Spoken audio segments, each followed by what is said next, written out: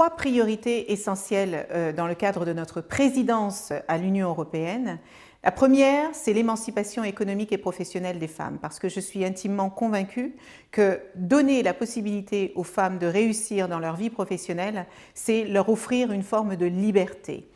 La deuxième priorité que nous avons, c'est de lutter contre les violences, quelles qu'elles soient, physiques, psychologiques, mentales, que subissent encore trop de femmes au sein de l'Union européenne.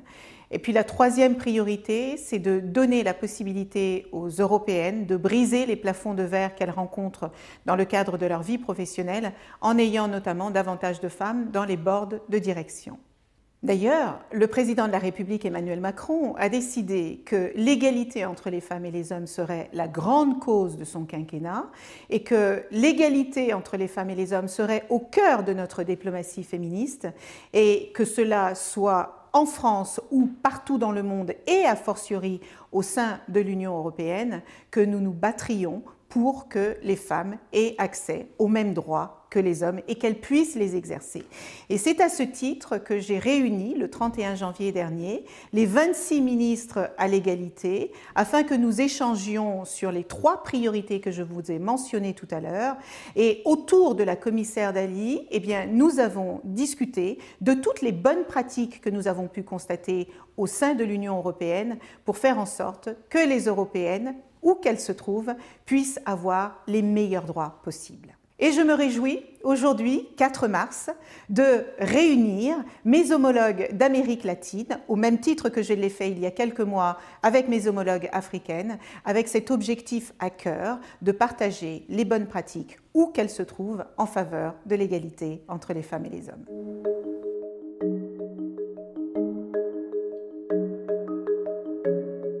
Voyez-vous, le 31 juillet dernier, la France a organisé le Forum Génération Égalité avec ONU Femmes et le Mexique. Et nous nous sommes rendus compte qu'en 2021, aucun pays dans le monde n'a réussi à atteindre l'égalité entre les femmes et les hommes. Et partout dans le monde, quel que soit le pays, les femmes subissent encore les mêmes discriminations. Donc je pense que le partenariat gagnant-gagnant que nous formons aujourd'hui avec l'Amérique latine est extrêmement précieux en ce qu'il va nous permettre d'échanger sur des problématiques communes et d'y trouver des solutions communes. Et je veux d'ailleurs saluer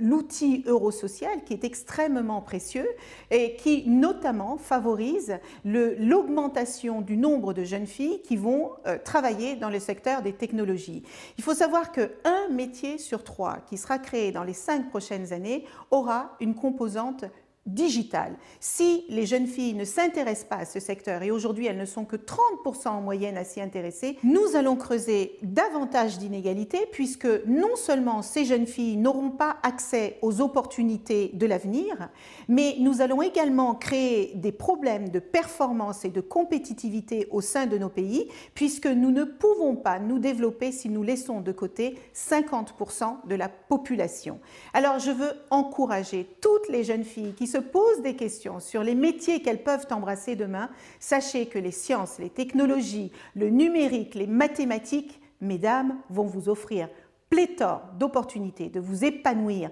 de vous émanciper et de vous amuser. Alors n'hésitez pas, plongez dedans.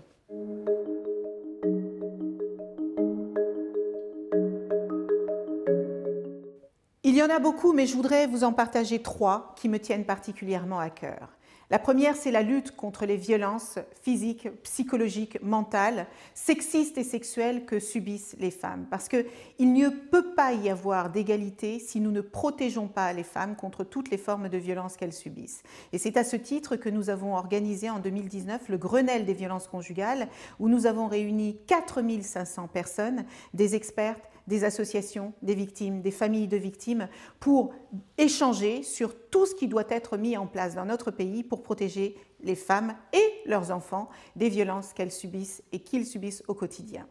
La deuxième bonne pratique que je voulais vous partager, c'est l'index égalité professionnelle qui a pour objectif de favoriser l'égalité salariale entre les femmes et les hommes. Et toutes les entreprises de plus de 50 salariés dans notre pays ont l'obligation de publier chaque année un comparatif sur la manière dont les femmes et les hommes sont traités en leur sein. Et puis la troisième loi qui a été votée et qui là encore va faire avancer l'égalité entre les femmes et les hommes dans notre pays, eh bien c'est la loi de Marie-Pierre Rixain et Christophe Castaner, qui concerne toutes les jeunes filles et toutes les femmes de notre pays, des femmes les plus vulnérables, des familles monoparentales, de l'éducation dans les STEM, jusqu'aux quotas dans les grandes entreprises de plus de 1000 salariés pour que les femmes puissent enfin briser ces plafonds de verre liés aux stéréotypes et aux préjugés qu'elles subissent encore dans notre pays. Señoras y señores, es un placer recibir a vosotros aquí en Francia hoy para ser unidos para la igualdad.